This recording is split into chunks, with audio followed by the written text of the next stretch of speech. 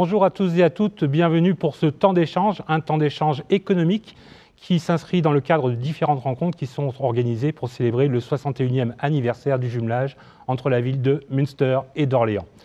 Mais dans quelques minutes, nous aurons l'occasion de retrouver les chefs d'entreprise outre-Rhin qui nous parleront de leur expérience de cette crise sanitaire et de crise économique, une expérience des échanges. Ils nous parleront évidemment des actions, de leur réorganisation qu'ils ont probablement dû mettre en place pour contrer les effets de ces contraintes sanitaires que nous avons tous vécues.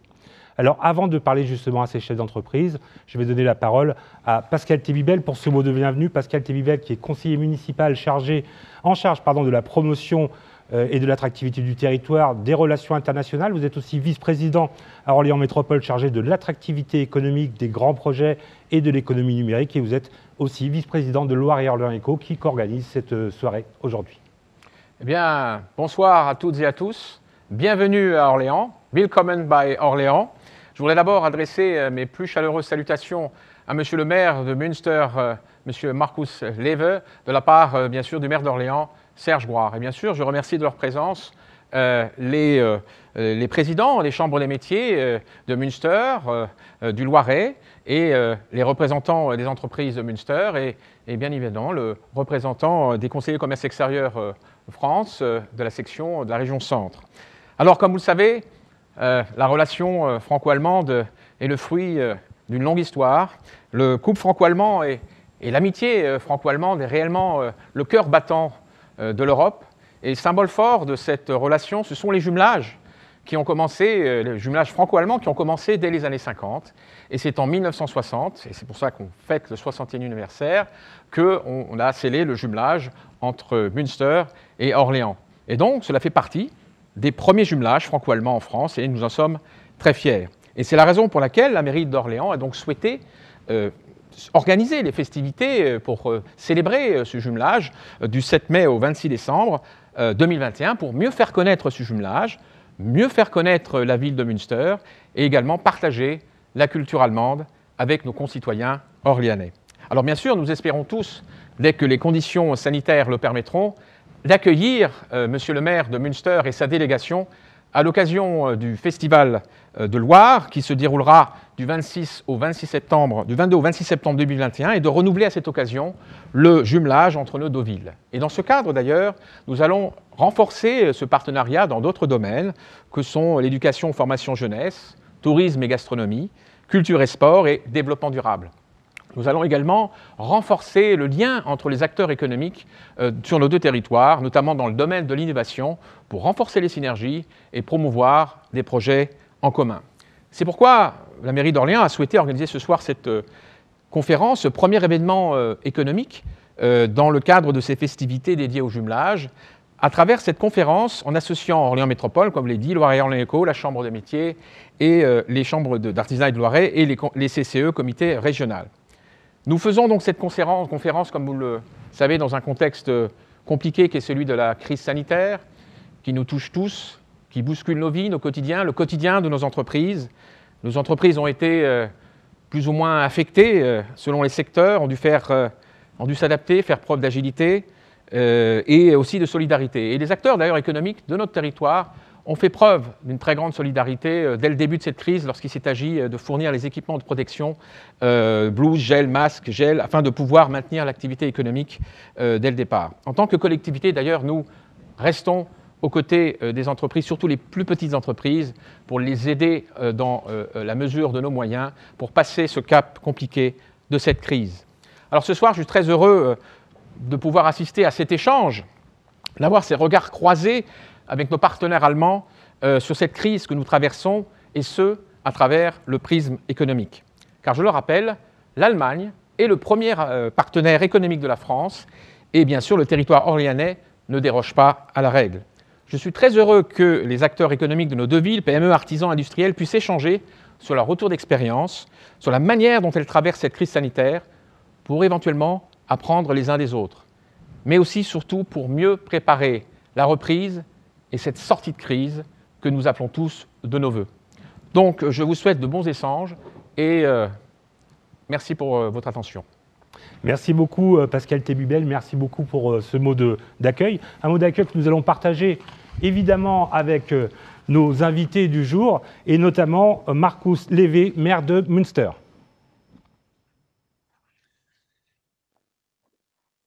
Merci, Monsieur Thébibel. Chez Monsieur Thébibel, chez Monsieur Gauthier, chez Monsieur Blanchet, Monsieur Hadef.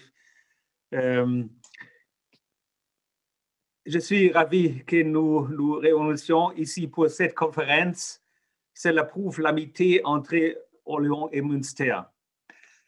Vielen Dank für die gute Idee und es erfüllt mich mit Stolz, dass ich gemeinsam mit dem Präsidenten unserer Handwerkskammer, Herrn Hund, und auch dem Geschäftsführer der Cevotec GmbH, Herrn Mehrheim, sowie dem Leiter der Marketing- und Kommunikationsabteilung der Hengst Group, Christoph Schinks, hier zusammenkommen kann.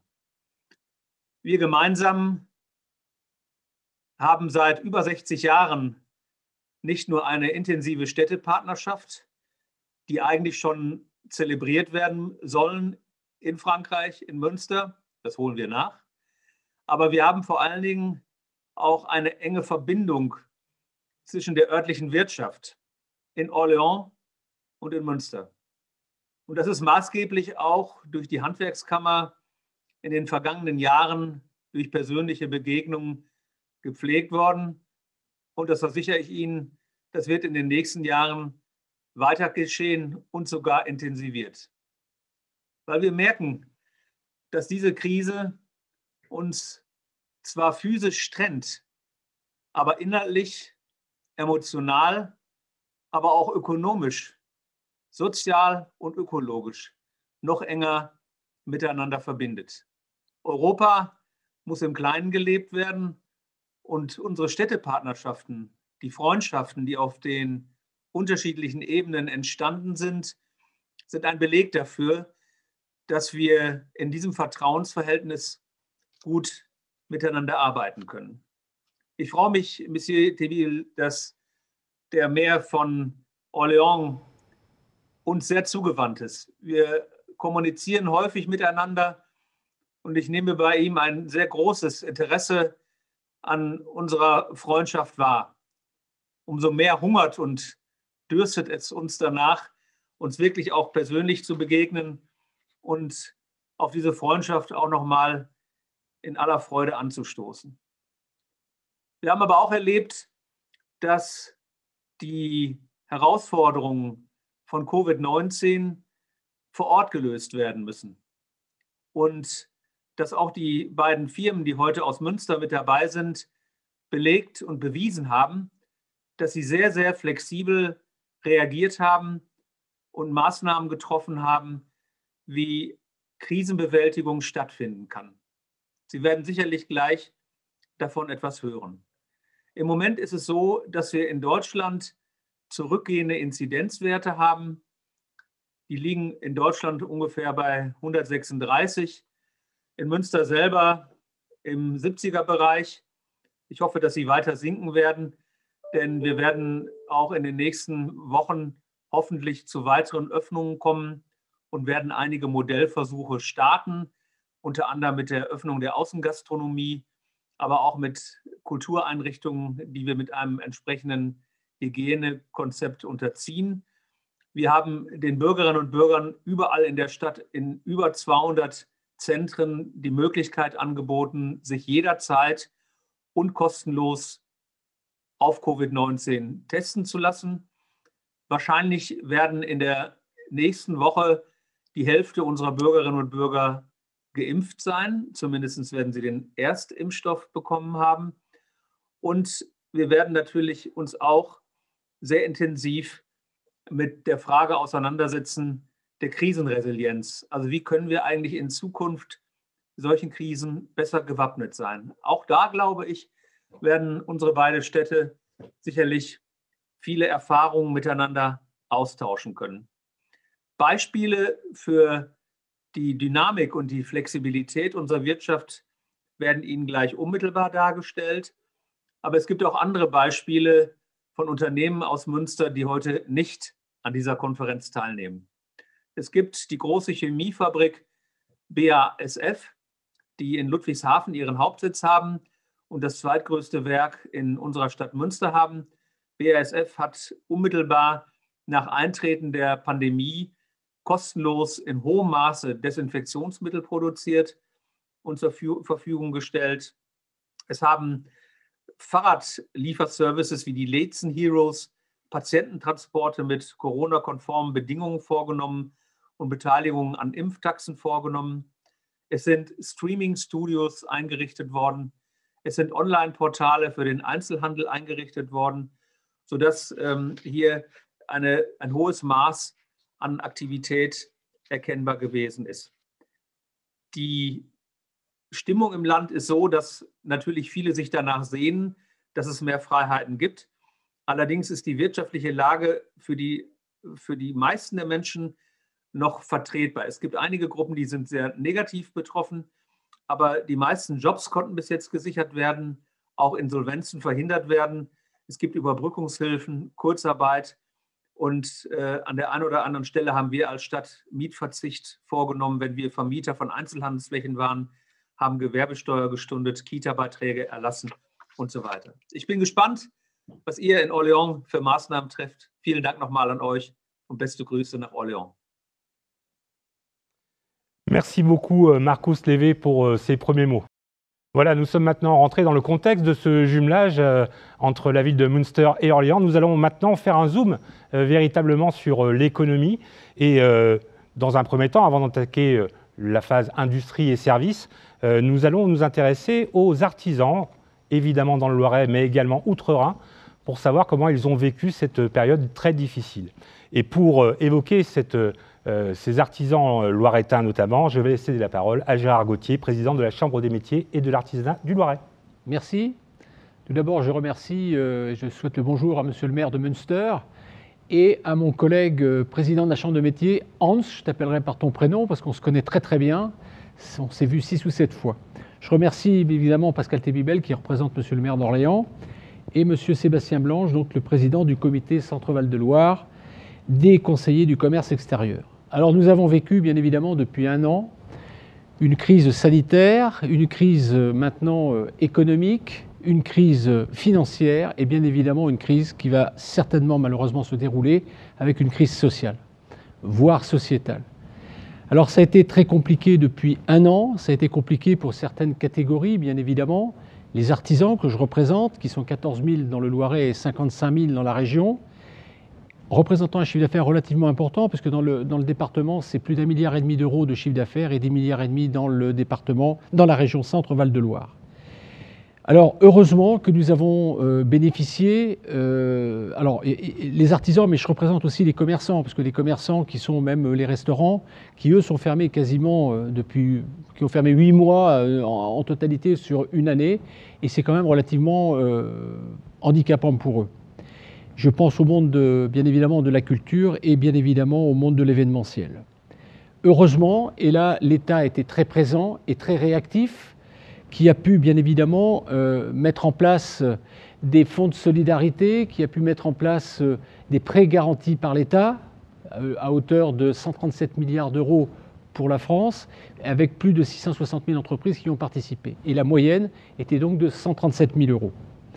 Nous avons eu aussi la chance d'avoir de l'activité partielle qui a permis à l'ensemble des entreprises de toucher 100% quasiment des salaires. Alors les salariés, eux, ont été un petit peu pénalisés quand même, puisqu'ils ont touché 16% de moins, soit 84% ou 70% du salaire brut. À ce jour, ce qui va nous compter et ce qui compte énormément, ça va être l'accompagnement, bien évidemment, des entreprises. L'accompagnement, alors moi je le souhaite et je le dis, il faut que les grandes entreprises, et Pascal Tébibel qui est en face de moi les connaît très bien, qu'elles soient à l'international ou qu'elles soient nationales, bien évidemment, repartent. Et là, aujourd'hui, ça repart. J'étais encore hier avec le ministre des TPE-PME, M. Alain Griset, qui nous disait que 92% de l'industrie, 92% de l'économie est en marche. Mais il faut bien savoir que 82% de la sous-traitance industrielle est faite par des entreprises TPE-PME de moins de 20 salariés. Alors maintenant, il va falloir redresser la barre, il va falloir que les restaurants, bien évidemment, repartent avec des jauges qui vont être compliquées, et c'est ce qui, aujourd'hui, inquiète. Qu'est-ce qui inquiète aujourd'hui? C'est parce que lorsque vous allez ouvrir votre restaurant, si vous avez 50 places dans votre restaurant, la jauge sera peut-être de 25 places. 25 places, la rentabilité sera justement très limite. Et donc, comment allons-nous faire? Certains restaurants ne rouvriront pas parce qu'ils ont subi de plein fouet cette crise, d'autres hésiteront à rouvrir. Je sais qu'il y aura un accompagnement de l'État qui se fera jusqu'à la fin juillet pour pas qu'il y ait le choc de cette reprise, enfin, le choc pas de la reprise, mais disons de trésorerie, de fonds propres. Et là, ça va être une particularité qui doit être vraiment mise en place. Je dirais que l'artisanat, avec un grand A, et mon collègue de Hans tout à l'heure pourra peut-être me le confirmer, l'artisanat aujourd'hui se porte pas trop mal. Parce que l'artisanat chez les particuliers, le plombier, l'électricien, a beaucoup de travail, puisque lorsqu'on le demande pour faire des devis, il nous demande plus de 3 ou 4 mois. Donc c'est qu'il y a du boulot, entre guillemets. L'artisanat dans le bâtiment se porte pas trop mal. Et nous arrivons aujourd'hui à avoir de la sous-traitance, ce qui est très bon. Après, qui souffre? Évidemment, la restauration, les coiffeurs qui peinent parce qu'ils sont avec un chiffre d'affaires de 25% de moins à peu près, les esthéticiennes qui sont fermées aujourd'hui, et puis bien évidemment, je le disais tout à l'heure, tout ce qui est événementiel, c'est-à-dire tous les traiteurs qui travaillent avec l'événementiel. Il n'y a plus rien depuis 1 an, et je ne vois pas comment on peut reprendre une activité, et on en parlait en préambule tout à l'heure, comment une activité peut être reprise avant le mois de décembre, janvier ou février l'année prochaine. Ce sera très compliqué. Et je pense également à tous les discothécaires qui aujourd'hui sont fermés également depuis plus d'1 an, et je pense que ce sera très compliqué pour les rouvrir aussi. Alors nous sommes dans un plan de relance. La France a mis plus de 100 milliards d'euros, enfin il a été 100 milliards d'euros dont 60 milliards par l'Europe, ce qui fait que ce plan de relance est en route. Mais la libération de tous ces deniers ou de tous ces euros ne se fera pas en 1 an. Il va se faire sur 2, 3, voire 4 années, mais c'est déjà parti. Avant la fin décembre, il y aura plus de 5 milliards de libérés, ce qui permettra à l'ensemble des entreprises, quelles qu'elles soient, de essayer de se refaire au niveau des fonds propres et de la trésorerie. Il faut bien savoir que dans ce plan de relance, 25 milliards d'euros sera mis sur la table pour les TPE et les PME. Voilà ce que je voulais dire. Moi, je souhaite, bien évidemment, et mon collègue allemand va le dire certainement tout à l'heure, que l'ensemble des acteurs économiques de l'État, moi j'ai bien évidemment des réunions très fréquentes en triconsulaire, c'est-à-dire chambre de métier, chambre de commerce, chambre d'agriculture, toutes les semaines avec la préfecture, avec la directe, donc les services de la directe, les services, bien évidemment, de la Direction générale des finances publiques, et nous avons travaillé avec la métropole, nous avons travaillé avec la ville d'Orléans, nous avons passé des conventions, nous avons travaillé avec la région Centre Val-de-Loire également. Tous les acteurs se sont mis vraiment au travail pour pouvoir aider l'ensemble de l'économie avec un grand E. Voilà ce que je voulais dire. Je ne vais pas être plus long, je ne vais pas rentrer dans les chiffres, ça ne sert à rien, mais je pense qu'aujourd'hui, j'en parlais avec mon collègue Pascal Tébibel tout à l'heure, nous ne sommes pas dans une crise de 2008, nous sommes dans une crise de 2020-2021, et je pense, et on pense tous les deux, bien évidemment, que cette crise, on pourra repartir beaucoup plus vite que celle de 2008. C'est un souhait, bien évidemment, et tout dépendra de ce malheureux virus qui nous fait beaucoup de dégâts. Et je rends hommage d'ailleurs à tout le monde qui a vraiment travaillé et œuvré pour justement lutter contre cette crise sanitaire. Voilà ce que j'avais à dire. Merci Gérard Gauthier, on l'aura compris. Relance, accompagnement, solidarité, des mots que l'on retrouvera peut-être dans la bouche du président de la Chambre des métiers à Münster, qui nous attend évidemment dans sa ville. Et donc la parole est à Hans Hund, président de la Chambre des métiers de Münster. Also ich fange nochmal neu an. Also, vielen Dank für die Überleitung. Sehr geehrter Herr Oberbürgermeister Markus Weber, sehr geehrter Herr Thierviel, sehr geehrter Präsident Gérard Gauthier, sehr geehrte Damen und Herren. Vielen Dank für die Einladung zu der heutigen Wirtschaftskonferenz. Schön, dass Sie alle dabei sind und wir uns gesund und munter sehen können, zusammen sein können, wenn auch nur virtuell. Corona war und ist das allbeherrschende Thema. Doch das vergangene Jahr allein aus dem Blickwinkel von Corona zu betrachten, wie sich das Handwerk Corona gestellt hat, ergäbe aus meiner Sicht kein vollständiges Bild. So meine ich, Hinter dem uns liegenden Jahr versteckt sich weit mehr als reine Pandemiebewältigung. Da hat sich nur deutlicher als sonst der ganze Mut, die ganze Geschicklichkeit, die große Innovationskraft, der umfassende Gemeinsinn und der große Stolz gezeigt, den Handwerkerinnen und Handwerker besitzen. Wir haben auch gesehen, wie begeistert, wie engagiert sie trotz schwieriger Umstände an der Ausbildung junger Menschen dran geblieben sind und welches Potenzial im Handwerk für eine gute Zukunft steckt, insbesondere im Bereich der Digitalisierung. Soweit das vorweg. Das macht uns Mut, aber auch ein Stück weit Stolz.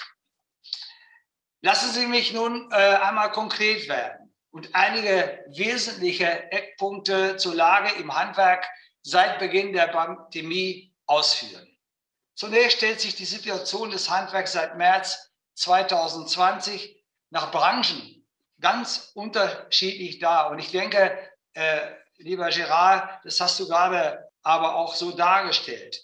Mit Beginn der Pandemie haben wir kontinuierlich beobachtet, wie es den Betrieben im Handwerk des Kammerbezirks geht. Schnell wurde aber auch deutlich, dass die Betroffenheit der Betriebe relativ unterschiedlich ausfällt. Mit dem sogenannten Corona-Effektindex, also der Handwerkskammer Münster, messen wir monatlich, in welchem Ausmaß die Betriebe betroffen sind, in welchem Ausmaß die heimischen Betriebe stark oder weniger stark beeinträchtigt sind. Am meisten unter der Pandemie leiden nach wie vor die personenbezogenen Dienstleistungsgewerbe im Handwerk, wie Friseure, Kosmetiker, Fotografen, die auf die direkten Endkundenkontakte, die am Kunden arbeiten und den Endkundenkontakt angewiesen sind. Besonders deutlich wurde diese Betroffenheit Anfang 2021, während 4.200 Friseur- und Kosmetikbetriebe im Kammerbezirk seit Wochen im Volllockdown waren und teils hart um ihre Existenz rangen, merkten 42% der Befragten kein oder nur ein geringes Nachlassen der Kundennachfrage durch Corona. Neben den eben genannten Betrieben sind es vor allem das Kfz-Gewerbe, Kraftfahrzeuggewerbe und die Anbieter für den gewerblichen Bedarf, die Nahrungsmittelgewerbe, die Gesundheitsgewerbe, die in Sachen Betroffenheit dann in der Folge danach stehen. Aktuell sind es 7%, die aber Personal abbauen mussten. Von Kurzarbeit betroffen sind aktuell 16% der Unternehmen. Das sind aber allerdings schon wieder 6% weniger als im März. Neben den aktuellen Folgen der erneuten Lockdown-Maßnahmen leidet das Handwerk derzeit auch unter gestörten Lieferketten. Und ich will sagen, das ist vielleicht ein neuer Aspekt, der hinzukommt. Auch Branchen, in denen es eigentlich gut läuft und auch in der öffentlichen Diskussion das so wahrgenommen wird und gut laufen könnte, berichten uns von Materialengpässen, von steigenden Rohstoffkosten, von Störungen im Projektmanagement und bei der Auftragsabwicklung, die sich aus der fehlenden Materialbeschaffung eben ergeben.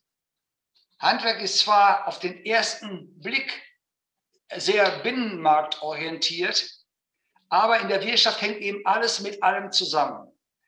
Auch das Handwerk ist auf reibungslose Lieferketten, resiliente Industrieproduktion und freien Handel angewiesen. Ich denke, man darf das ruhig sagen, da sitzen wir alle in einem Boot. Ich meine, wenn es um die Situation und die Zukunft der Betriebe geht, ist es auch wichtig, das Thema Nachwuchs, Fachkräftesicherung zu erwähnen. Das vergangene Jahr haben wir die Ausbildungszahlen mit großer Sorge verfolgt. Alle Azubis, die wir heute nicht ausbilden, fehlen uns in 3 Jahren als Fachkräfte. Für uns ist es wichtig, den Kontakt mit den Schulen zu halten. Das ist aufgrund von Wechsel- und Distanzunterricht leider weiterhin sehr, sehr schwierig.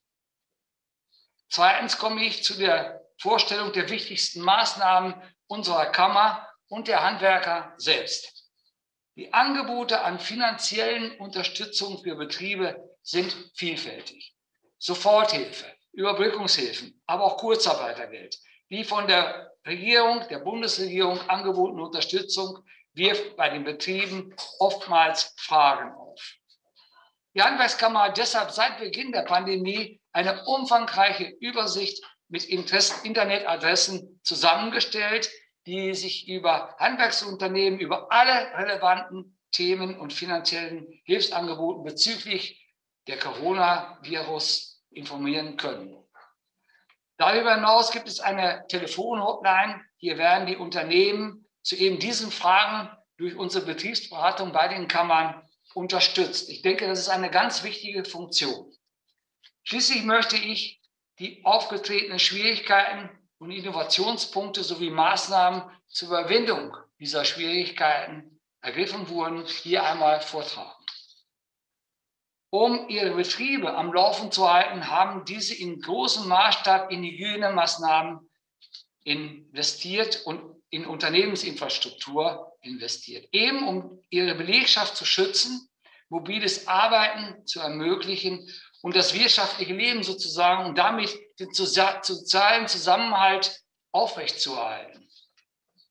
Einige Handwerksbetriebe im Kammerbezirk Münster bieten Produkte an, die dazu beitragen können, das Infektionsrisiko zu mindern. Beispielsweise haben wir in der ersten Phase, hat das Schneiderhandwerk Masken gerade zu Beginn der Pandemie, Alltagsmasken hergestellt und die Tischler zum Beispiel Spuckschutz und vieles mehr. Mit funktionierenden Hygienekonzepten und Pandemieplänen sorgen die Betriebe tagtäglich dafür, dass der Arbeitsplatz ein vergleichsweise sicherer Ort ist. Sicher kann man sich ja in diesen Tagen eigentlich nirgendwo sein. Auch im Bildungszentrum, in unserem HBZ in Münster und in der Handwerkskammer selbst gibt es Angebote für Mitarbeiter und Mitarbeiterinnen, sich auf Covid-19 testen zu lassen. Zugleich liegt seitens der Wirtschaft ein umfassendes Angebot zur Entbindung der Betriebsärzte, die in die Impfstrategie vor. Wir sehen in der Impfung das zentrale Element der Pandemiebekämpfung. Aber ab Juni werden die Betriebsärzte in die Impfkampagne der Bundesregierung eingebunden. Somit sind wir voller Zuversicht, dass wir die Pandemie bald überstanden haben. Wir sehen Licht. Das Licht am Ende des Tunnels wird sichtbarer, wird heller. Der steile Anstieg der letzten Wochen der Corona-Infektion scheint vorerst gestoppt. Markus Leber hat es vorhin genannt, auch Münster ist deutlich in einer Abwärtsbewegung, was das angeht. Das gibt Hoffnung, aber eben noch keine Entwarnung. Ja, das wäre soweit mal richtig. Danke fürs Zuhören. Dankeschön. Merci beaucoup, Hans Hund, donc président de la Chambre des métiers et de l'artisanat de Münster. Voilà, nous avons fait un premier crochet vers l'artisanat. Nous allons maintenant nous plonger dans le monde de l'industrie et des services.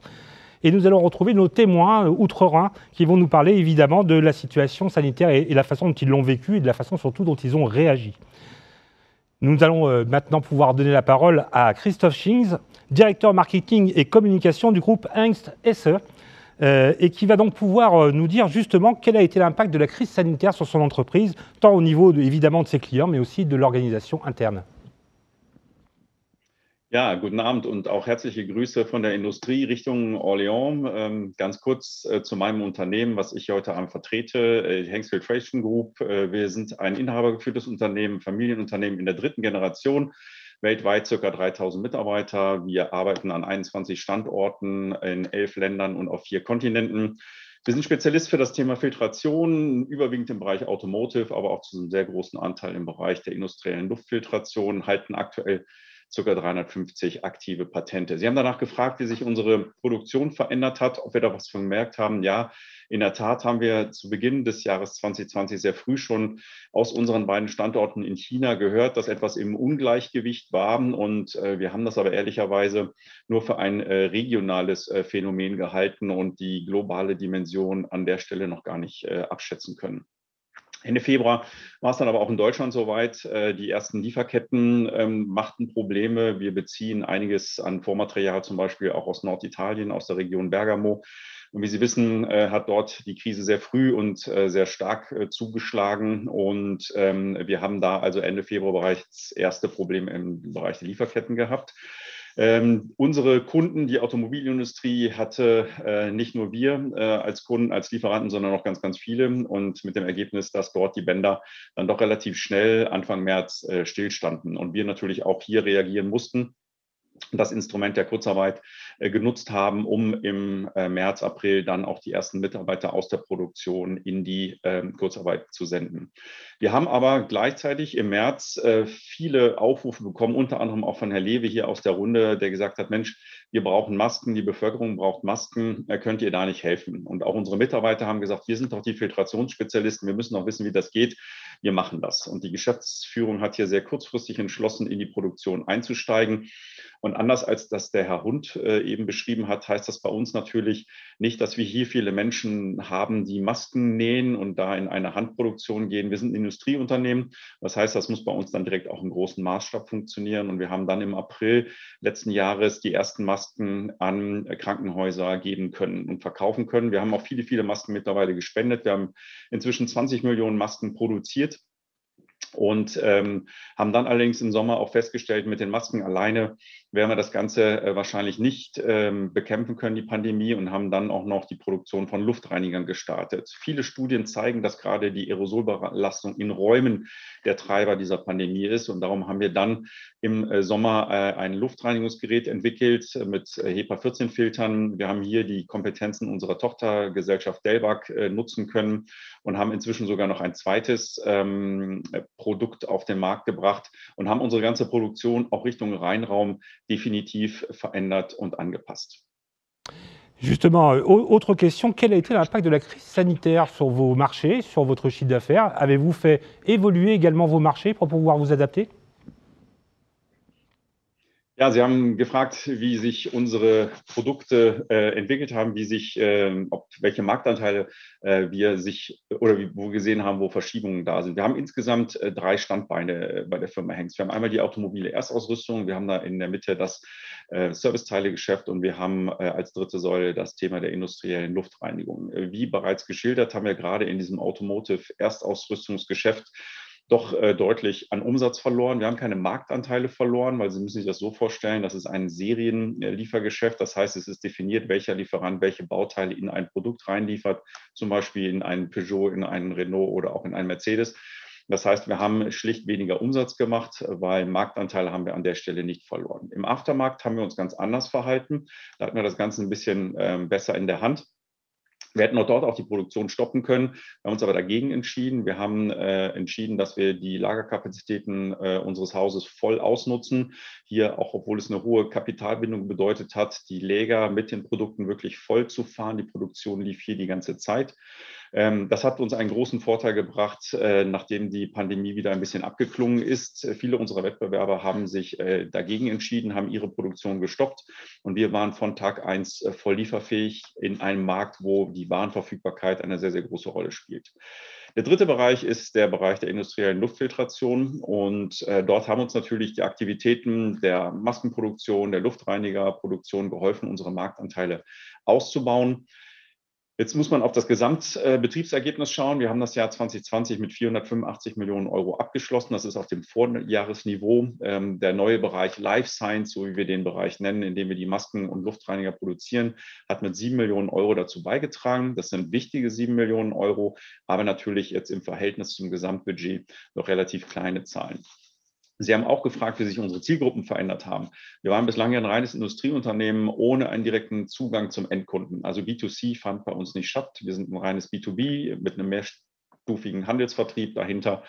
Wir haben parallel zu der Maskenproduktion aber auch in E-Commerce investiert. Wir haben einen eigenen Webshop aufgebaut. Wir haben das Thema Payment-Systeme. Wir haben Logistik aufgesetzt. Und wir haben diese 7 Millionen Euro größtenteils online erwirtschaftet und im Sinne eines Startups kann man sicherlich sagen, bei dem Umsatz war das ein gutes, erfolgreiches erstes Jahr. Wir haben aber auch an einer ganz anderen Stelle profitiert. Wir haben einen wertvollen Beitrag zur Bekämpfung dieser Pandemie geleistet und das bekommen wir positiv zurückgespiegelt von der Stadtgesellschaft, von unseren Kunden, aber auch von unseren Mitarbeitern, die natürlich durch diese Maskenproduktion etwas sehr Sinnhaftes getan haben und mit großem Stolz dann auch in ihre Familien zurückgekehrt haben. Sie haben auch nach neuen Kunden und Zielgruppen gefragt. Ja, wir haben jetzt eine Reinraumproduktion aufgebaut, die uns auch in die Lage versetzt, andere Anfragen aus der Medizinprodukteindustrie zu beantworten. Wir sind jetzt dabei, zum Beispiel Filter für Beatmungsgeräte für medizinische Zwecke herzustellen. Also in Summe sind wir mit einem leicht blauen Auge durch diese Krise gekommen. Wir sind sehr gut in das neue Jahr gestartet, sind zuversichtlich, dass wir so wie geplant bei ungefähr 550 Millionen Euro landen werden Ende des Jahres. Und das hat sicherlich im Frühjahr 2020 keiner so erwartet. Vielen Dank. Merci beaucoup, Christophe Schinks. Vous êtes directeur marketing et communication du groupe Hengst SE. Merci pour ce partage d'expérience. Nous allons donner la parole à un autre chef d'entreprise allemand, Jan Merheim, qui est lui directeur général de l'entreprise Servotech GmbH & Co. Et la première question, elle est similaire à celle de votre collègue, c'est quel a été l'impact de la crise sanitaire sur votre organisation et sur l'organisation interne de votre entreprise. Ja, jetzt kommen wir von einem Industriebetrieb in Münster zu einem Handwerksbetrieb. Das ist natürlich eine andere Liga. Wir haben knapp 15 Mitarbeiter und sind seit 15 Jahren jetzt in Münster am Markt. Wir sind ein Familienbetrieb, ein Handwerksbetrieb aus dem Metallbau und wir haben uns auf die Produktion von Fahrradgaragen spezialisiert. Das ist ein Markt natürlich, der aufgrund der Entwicklung in der Infrastruktur, was das Verkehrsverhalten angeht, ein wachsender Markt darstellt. Wir machen so Überdachung von Rädern und das in Deutschland, Österreich und der Schweiz haben auch vereinzelt schon Fahrradgaragen in Frankreich ausgeliefert. Ja, wie gesagt, wir kommen aus dem Handwerk und sind daher ganz anders aufgestellt, auch was eine Krise angeht. In der Krise war es so, dass wir in den ersten Wochen im März natürlich deutlich gespürt haben, dass wir Auftragsrückgänge hatten.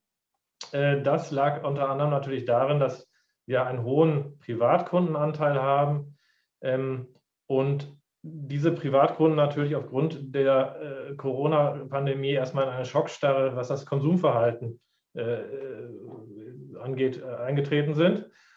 Dazu kommt, dass halt viele Firmen, wir hatten vorher auch namhafte Automobilhersteller als Kunden, die halt verstärkt ihre Mitarbeiter aufs Fahrrad gesetzt haben und Großindustrieunternehmen haben halt auch diese Projekte, was die Mobilität von Mitarbeitern angeht, erstmal gestoppt mit Eintritt der Pandemie. Da kamen wir relativ früh im Februar, März auf die Idee, Schutzscheiben herzustellen. Das heißt, wir haben aus dem Material der Fahrradgaragen, das ist ein Polycarbonatkunststoff, entsprechende Schutzscheiben gefertigt und die dann auch vertrieben. So haben wir dann relativ früh und schnell auch die bis dahin drohende Absatzflaute im Bereich der Fahrradüberdachung kompensiert. Aber grundsätzlich muss man dazu sagen, dass natürlich die aktuellen Mobilitätstrends, sprich das Fahrrad, was ja hoffentlich in Frankreich auch der Fall ist, das Ganze etwas einfacher gestaltet, was die Absatzmärkte angeht und somit wir auch im Bereich der Fahrradgaragen inzwischen wieder auf einem guten Niveau sind.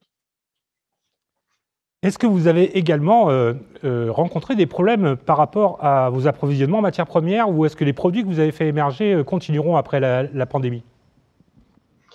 Der Einfluss der Krise auf die Produktion war natürlich, wie gerade schon geschildert, erstmal vorhanden. Das lag mehrfach natürlich auch daran, dass wir mit dem Hauptprodukt erstmal in Rückstand geraten sind. Jedoch aufgrund dessen, dass wir halt dieselben Materialien verwenden konnten für die Schutzscheiben wie auch schon für die Fahrradgaragen, haben wir da relativ schnell Fuß fassen können und mussten auch keine Maschinen groß umrüsten, da wir entsprechend diese Materialien vorrätig hatten und auch verarbeiten konnten. Merci Yann Merheim. Donc, vous êtes directeur général de l'entreprise Servotech GmbH & Co. Merci pour votre témoignage. Alors, on va revenir maintenant sur le territoire français pour évoquer également les problématiques liées évidemment à cette crise sanitaire. Et nous allons accueillir Sébastien Blanche qui vient avec 2 casquettes. Et c'est d'abord en tant que directeur général adjoint de l'entreprise Mackay Getinge que je vous accueille pour que vous nous parliez justement de votre propre expérience Covid avec ces contraintes sanitaires et ces difficultés économiques. Très bien, merci beaucoup. Je suis très heureux d'être parmi vous ce soir et un grand merci pour cette invitation. La coopération franco-allemande est un trésor véritablement qu'il nous faut préserver, faire fructifier chaque jour et le jumelage entre Orléans et Münster y contribue. Donc bravo et merci. Concernant l'entreprise Mackay SAS, alors je ne suis pas le directeur général adjoint, mais j'occupe un poste différent et je remercie le directeur général de la société Mackay SAS qui m'a aidé à préparer ces informations. La société Mackay SAS fait partie du groupe Getinge, qui compte 11 000 personnes dans le monde, qui a réalisé l'année dernière un chiffre d'affaires exceptionnel de 3 milliards d'euros et qui conçoit, fabrique et distribue des équipements médicaux, dont les précieux ventilateurs dont on a tous entendu parler l'année dernière. Donc, la société Mackay SAS ici à Orléans conçoit et fabrique des éclairages de blocs opératoires qui sont vendus partout dans le monde.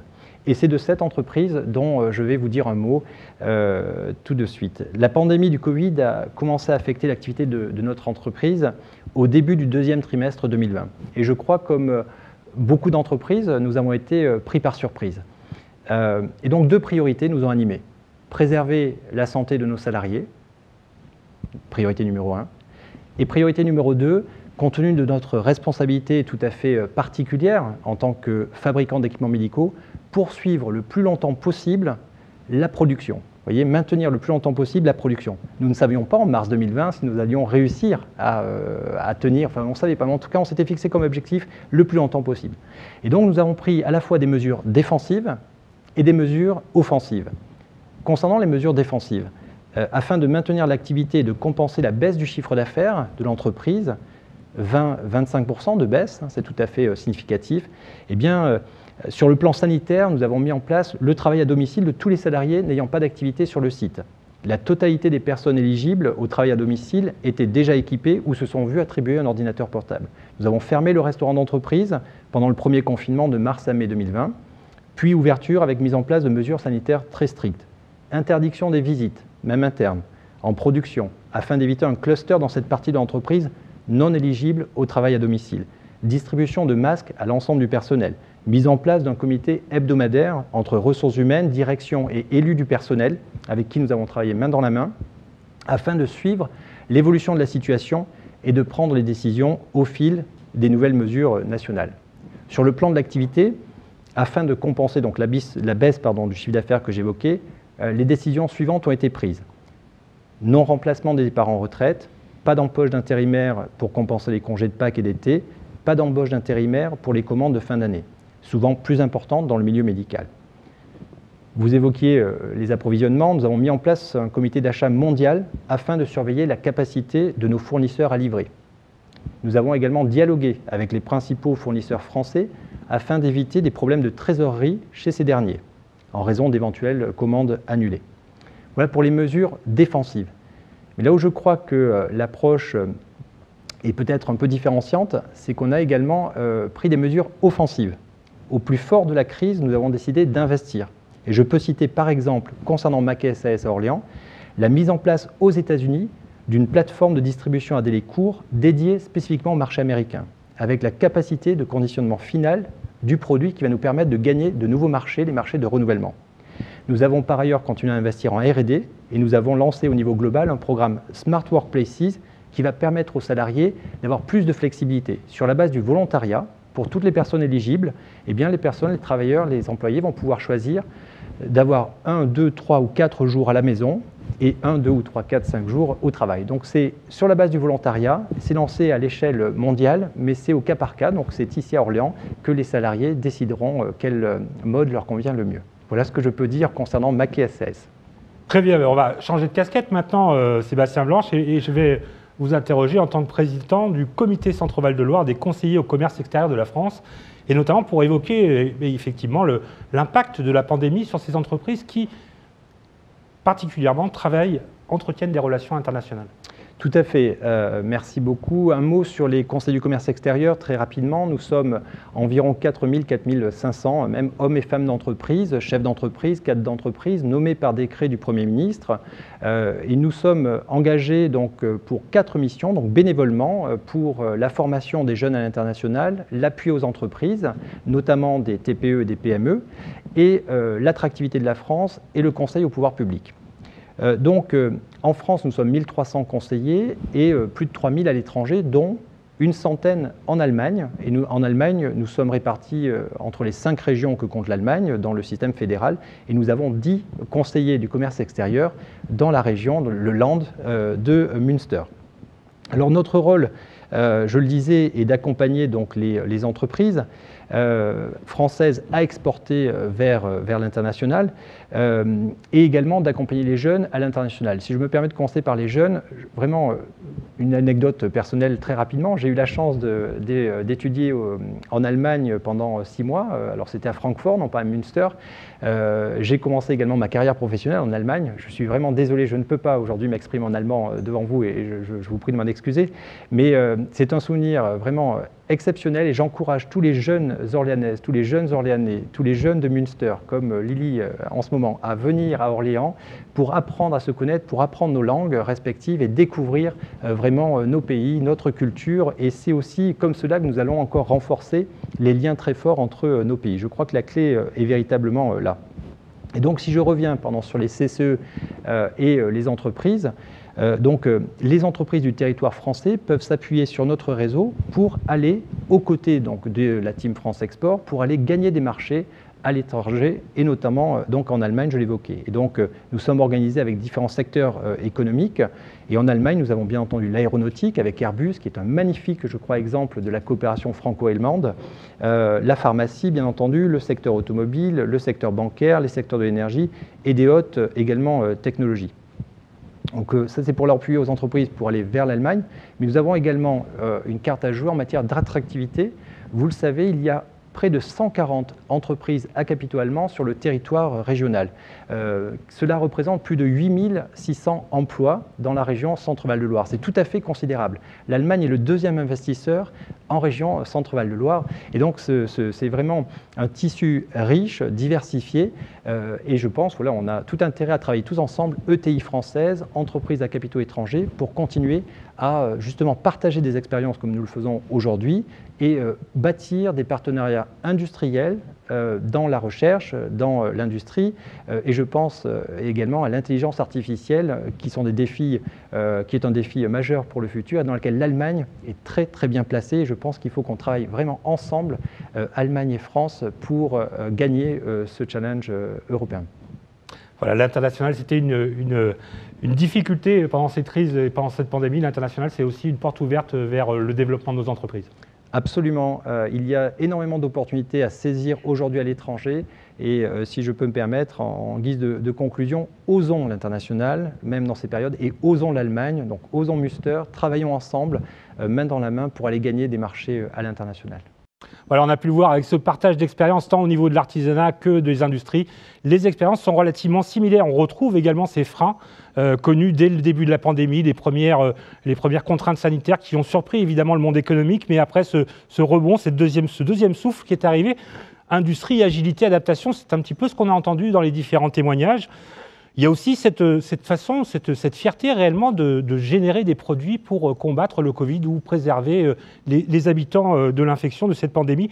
C'est aussi, avec ces masques, avec ces parois de protection, une véritable fierté à la fois pour les entrepreneurs et à la fois pour les salariés. Et on a trouvé évidemment les mêmes ressorts dans le Loiret avec les différentes initiatives qui ont pu être portées par les entrepreneurs locaux. On a vu également que pour l'artisanat et le commerce, on retrouve sensiblement les mêmes filières qui ont été touchées de part et d'autre du Rhin. Et puis peut-être cette difficulté de distribution un petit peu plus conséquente côté allemand que nous n'avons peut-être pas connue côté français.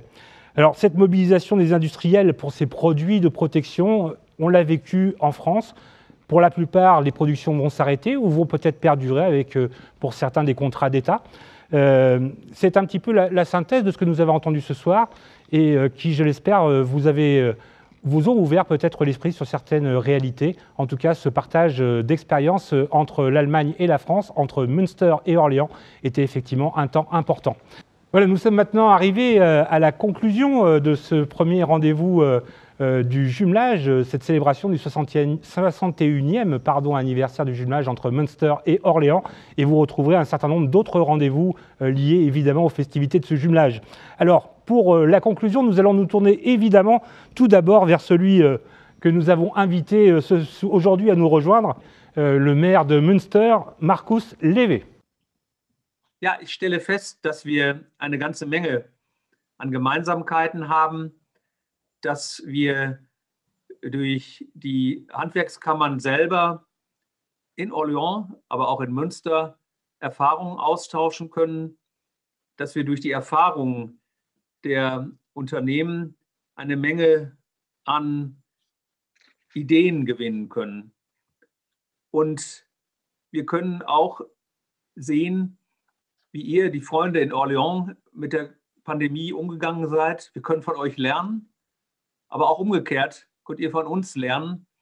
Und dieses Wissen, das hilft uns enorm weiter.